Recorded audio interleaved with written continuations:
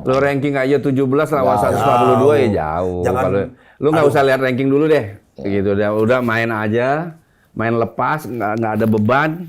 Yakin gua. Jangan beda. Untuk pra Piala Dunia pakai pemain materi terbaik ini, AFF kan katanya masih belum, udah jadwal FIFA belum situ? Terus pakai pemain lokal aja. Lokal aja, itu kan putusan yang baik. Tapi kan netizen neken. Tapi netizen kan nggak biayain timnas, biarin aja lah cuma komen doang. Beli tiket aja enggak. Netizen berapa sih yang pergi ke Qatar kan nggak ada, dikit. Makanya biarin aja. Siap. Jadi pokoknya apapun itu besok kita harus dukung timnas. Apapun itu harus dukung timnas dan apapun itu hasilnya STY diperpanjang.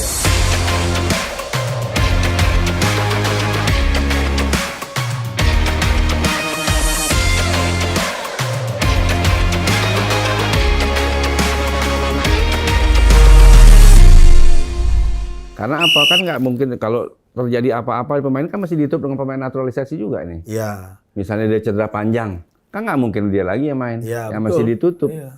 Dari mana sumbernya? Ya berarti kita harus putuskan bahwa sumber pemain timnas itu salah satunya dari pemain abroad. Ya, bisa. Kita kan pemain yang nggak bisa baca Pancasila gitu. Pancasila.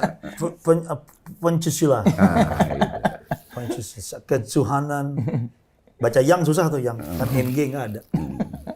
Kan agak salah sebetulnya. Bukan agak salah. Salah banget sih netizen atau entah siapalah yang bikin propaganda. Kalau Perancis itu pakai pemain naturalisasi. Itu mah imigran.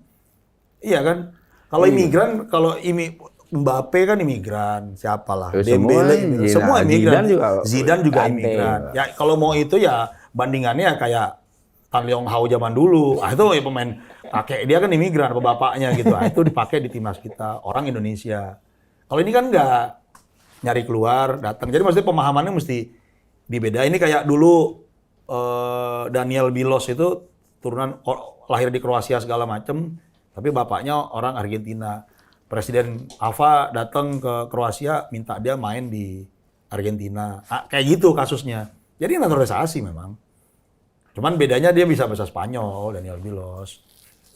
Bang Mara, mungkin prediksi skor besok, Bang? Sama harapannya untuk timnas Indonesia? Gue kalau skor yang penting jangan jadi lumbung gol aja. Gue bisa seri aja, gue udah jungkir balik nih, gue mau salto. Masih bisa? Iya, soal bisa atau nggak bisa, kan bisa coba dulu di kasur gitu. Tapi harapan gue sih berharap ya dengan satu semangat ada, optimisme ada, Bokoba ini pasti ada ini, dan enak ngasih arahan kalau lagi pemain sebagai pengalaman manajer ngasih arahan ke pemain yang lagi hype lagi atas ini enak. Yang lagi pede nih sekarang. Lagi pede.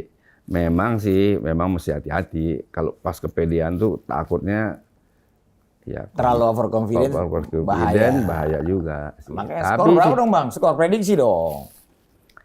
Ya. Nah, ini pokoknya asal jangan jadi lumbung gol deh. Gitu. Soalnya gua ngitung gini, masalah nasionalis apa enggak nih? Gua ngitung ini ya memang peringkat bukan soal angka, tapi ini soal jam terbang dan pengalaman. Jepang pasti pengalaman inilah. Peluang ada untuk menang. Ada. Karena kita belum main kan. Iya. Apalagi main di turnamen yang sama kan. Sama. Levelnya gitu. Harapan kita sih Indonesia menang gitu aja. Nucup, prediksi? Aduh, nggak boleh mendahului kehendaknya ya. Iya. Jangan dosa. Gitu. Harapan lo apa? Harapan sih, ya harapan Indonesia menang. Seumur-umur nggak pernah. Ya, kecil tuh gue selalu diceritain kalau Indonesia hebat gitu. Di tahun 50-an, 60-an. Yang ternyata kan cuma nggak tahu tuh dongeng apaan. Kita bilang kita tahun 60-an itu Jepang selalu kita kalahin. Tahun 68 Jepang perunggu Olimpiade, ngalahin Meksiko. Waktu itu kan masih pemain siapa aja masih bisa ikut kan. Indonesia mana ada ikut Olimpiade, cuma juara Merdeka Games, lawannya Sri Lanka, Burma. Ya hari ini juga kita kalahin, Pakistan, Bangladesh. Pernah dong itu masuk Olimpiade, Olimpiade. 56. Iya, Seri. 1-1 lawan Uni Soviet. Besoknya 0-0. Besoknya kalah. Tapi emang kan masalahnya gitu, apa jangan-jangan kita nggak berprestasi gara-gara Uni Soviet bubar? Karena kan habis Uni Soviet bubar kita gitu-gitu aja. Maka selalu diiming-imingin sama cerita-cerita itu gitu. Terus begitu udah gede, ternyata kita pertama kali lolos Piala Dunia Piala Asia tahun 96. Terus untuk macan Asia tuh ngapain dulu? Makanya sekarang akhirnya punya kesempatan buat ngelihat nih negara kita lolos ke babak selanjutnya. Ya regardless siapa yang main lah ya. Tapi lolos. Ini kan sama kayak fans Arsenal nih. Arsenal kan pernah 11 pemain asing. satu pun nggak ada orang Inggris. Nggak ada orang UK, mending orang Inggris, nggak ada orang UK. Hari ini kita mungkin akan kayak gitu, tapi ya nggak apa-apa lah. Kan mereka paspor hijau juga. Paling ntar PR-nya... Ada dong, Adam. Kaptennya kan ada orang Inggris dulu. Tony Nah, Adam. setelah Adam pernah satu pertandingan 11-11-nya nggak ada.